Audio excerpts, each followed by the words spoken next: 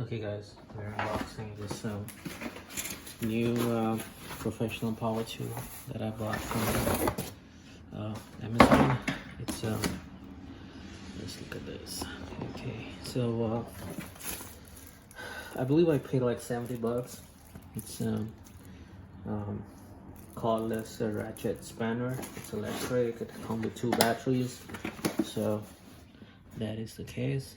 You can just open from here. You open it, you get these some of these there's the charger, the 2 batteries, and the actual cordless ratchet. So this is what it looks like. Nice red color. Then you press this to to make this work. You put the battery in. It's a 12-volt lithium-ion battery, and you can easily get replacement of these on the Amazon as well. I believe they charge like $15-20.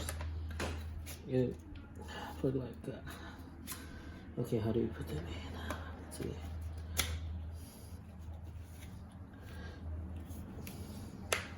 Okay, there you go.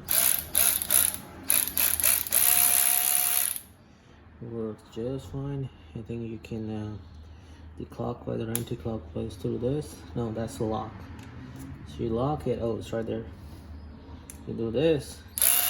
Now you are doing clockwise. The other way.